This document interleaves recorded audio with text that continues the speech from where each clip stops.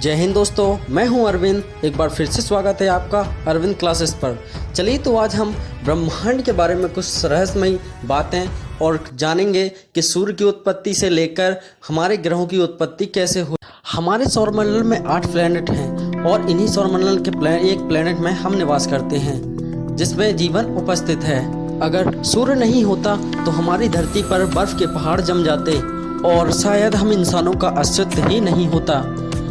हम देखते हैं हमारा ब्रह्मांड की उत्पत्ति कैसे हुई, हमारे ब्रह्मांड में कुछ पहले था या नहीं था। अगर हमारा सूर्य है तो इतनी ज़्यादा इस सूर्य में गर्मी क्यों है।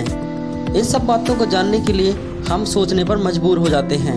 तो चलिए हम वीडियो को देखते हैं। हेलो दोस्तों, तो मैं हूं आपका दोस्त अरविंद अनुरागी और आप देख रहे हैं अरविंद क्लासेस छतरपुर। ऐसी वीडियो बनाने के लिए दोस्तों मैं आपके लिए बहुत मेहनत करता हूं ताकि आपको अच्छे से समझ में आ सके और आपके दिमाग में बैठ सके। तो चलिए हम दोस्तों देखते हैं सूर्य और सौरमंडल के निर्माण की कहानी। आज से लगभग 4.6 करोड़ साल पहले शुरू हुई थी और यहाँ पर सब पहले कोई नहीं था, यहाँ तक कि हमारा रोशनी देने वाला सूरज भी नहीं। सबसे पहले यहाँ पर धूल ही धूल के कण थे जिसमें हाइड्रोजन और हीलियम की उपस्थिति थी। उस वक्त गैलेक्सी में हर महत्वपूर्ण तत्व बहुत ही तेजी से घूम रहा था जिसमें धूल और गैस के बादल थे जिन्हें हम निहारिका या नेबुला कहते हैं। हमारे ब्रह्मांड के निर्माण के लिए सबसे विश्वसनीय थ्योरी नेबुलर थ्योरी है। यह थ्योरी सबसे विश्वास पात्र थ्योरी है।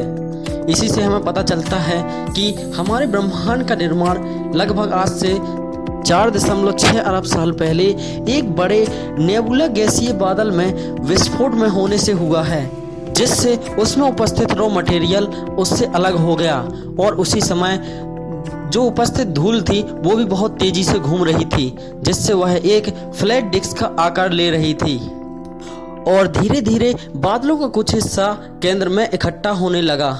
गुरुत्वाकर्षण अट्रैक्शन के कारण बादलों का काफ़ी हिस्सा केंद्र में इकट्ठा होने लगा और बाकी के बचे एलिमेंट्स लाखों किलोमीटर की दूरी पर ऑर्बिट में घूमने लगे और गैसों का कंडेंसन इकट्ठा होने लगा, जिससे एक प्लाज्मा का निर्माण हुआ और उसके बाद स्टार्ट हुई न्यूक्लियर फ्यूजन की रिएक्शन की क्रिया, जिसके कारण अधिक मात्रा में ऊष्मा पैदा होने लगी।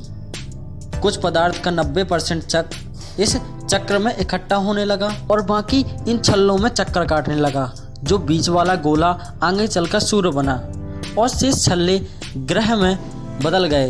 गुरुत्वाकर्षण के कारण हमारी आकाशगंगा सिकुड़ दी गई और जिससे यह गर्म होता गया। यह प्रक्रिया में लाखों वर्ष लगा। उसके बाद एक स्टार की उत्पत्ति हुई जो सूर्य कहलाया। तो इस प्रकार से हमारे सूरज की उत्पत्ति हुई। नेबुला के बीच सूर्य के निर्माण के बाद बचे हुए निहारिकाओं के कण सूर्य के चारों ओर इस आकाशगंगा में घूमते हुए छोटे छोटे कण एक ग्रेविटी के कारण आपस में जुड़कर एक बड़ा पार्टिकल बना लेते हैं। अभी भी हाइड्रोजन और हीलियम सूर्य के पास वाले क्षेत्र में स्थित रहते हैं।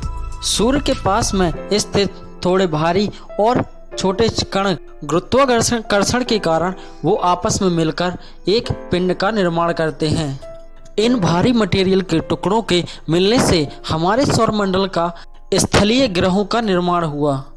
इनके बाहरी परत में गैसों और बर्फ के हल्के टुकड़े अणु स्थित थे जिन्हें आपस में मिलकर गैसीय ग्रहों का निर्माण किया। यही कारण है कि ग्रहों के आसपास के क्षेत्र में चट्टानीय तारे पाए जाते हैं, जबकि तारों से दूर गैसीय और बर्फीले ग्रह पाए जाते हैं। यह प्रक्रिया लाखों वर्ष तक चली, जिससे हमारे ग्रहों का निर्माण हुआ। आज की हमारी पृथ्वी भी कुछ इस तरह से अस्तित्व में आई थी। उसके ऊपर जीवन की प्रक्रिया शुरू होने में लाखों करोड़ों वर्ष बीत गए। जब सूर्य में ताप नाभिक की एक क्रिया है, यानी उसमें न्यूक्लियर फ्यूजन की क्रिया होना शुरू हो गई थी। इन क्रियाओं के परिणाम स्वरूप सूरज में गर्मी और प्रकाश उत्पन्न हुआ, जिससे पूरा ब्रह्मांड जगमगा उठा और हमारे ग्रहों को प्रकाश मिलने लगा। दोस्तों, इस थ्योरी को मूल रूप से सन 1796 में फ्रांस के गणितज्ञ प्यारे साइमन लैपलास ने दिया था। इसके बाद कई सिद्धांत और हुए, लेकिन ब्रह्मांड की उत्पत्ति के लिए इस सिद्धांत को सबसे विश्वास पात्र सिद्धांत माना गया है। ऐसा होने में करोड़ों वर्ष बीत गए, जिससे आज का ब्रह्मांड की तरह हमारा ब्रह्मांड तैयार हुआ। हमारे सौरमंडल के कुल भार का लगभग 9.9 भार सूर्य का है। अगर हम अपने हिसाब से देखें तो हमारा जो सूर्य एक फुटबॉल की तरह है, उसमें हमारी पृथ्वी एक मटर के दाने के समान प्रतीत होती है। हमारे सोलर सिस्टम का सबसे बड़ा ऑब्जेक्ट है सूर्य, जिसमें लगभग 13 लाख पृथ्वी समाहित हो सकती हैं। आखिर सूर्य के अंदर क्या है? आखिर आपको बता दें कि सूर्य एक गैस का बहुत बड़ा गोला है, जिसके अंदर 72% हाइड्रोजन, 26% हीलियम और 2% कार्बन, ऑक्सीजन आदि तत्व पाए जाते हैं, जिसमें ऑक्सीजन, हीलियम, कार्बन बहुत सारे गैसों का एक पिंड है, जिसके परत बहुत ही गर्म है, जो 55 डिग्री सेल्सियस से भी अधिक है। हम अगर इसके अंदरूनी ताप की बात करें तो ये बहुत ज़्यादा है। अगर हम सूर्य के अंदरूनी ताप का अनुमान लगाएं तो ये लगभग 1,50,00,000 डिग्री सेल्सियस से भी अधिक है। हमारी पृथ्वी सूर्य से करीब 14,96,00,000 किलोमीटर दूर स्थित है, जिसका प्रकाश पहुंचने में लगभग 8 मिनट 20 सेकंड लगते हैं। इसका गुरुत्वाकर्षण इतना तेज है कि सूर्य से 6 अरब किलोमीटर दूर स्थित प्लूटो को भी अपनी कक्षा के राउंड काटने पर मजबूर कर रहा है, लगाने के लिए मजबूर कर देता है।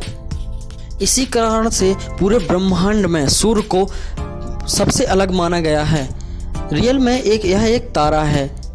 हमारा जो सूर्य है आकाशगंगा के लगभग 100 अरब तारों जैसा ही एक है, जो पूरे आकाशगंगा का 10% है।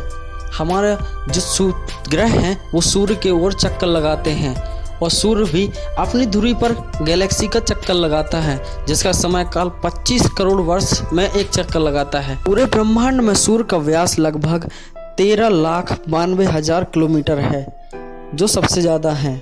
1,10,00,000 वर्ष बाद हमारा सूर्य आज की तुलना में 10% ज़्यादा चमकने लगेगा, जिससे हमारे वातावरण में स्थित सभी नमी आकाश में चली जाएगी। आज से लगभग 5 अरब साल बाद हमारा सूर्य 40% अधिक आग उगलने लगेगा, जिससे हमारे ब्रह्मांड में स्थित महासागरों का सब जल है जो वो आग अंतरिक्ष में चला जाएगा।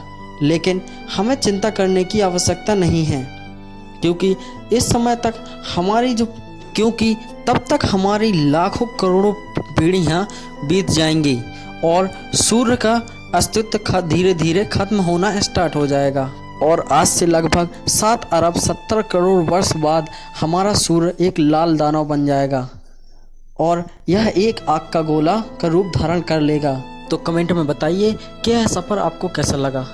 इसके बाद हम ग्रहों की उत्पत्ति के बारे में कल वीडियो में देखेंगे। तो अगर आपको यह वीडियो पसंद आया हो तो वीडियो को लाइक करें, शेयर करें, और अगर चैनल को सब्सक्राइब ना किया हो तो चैनल को सब्सक्राइब कर लें। Thank you.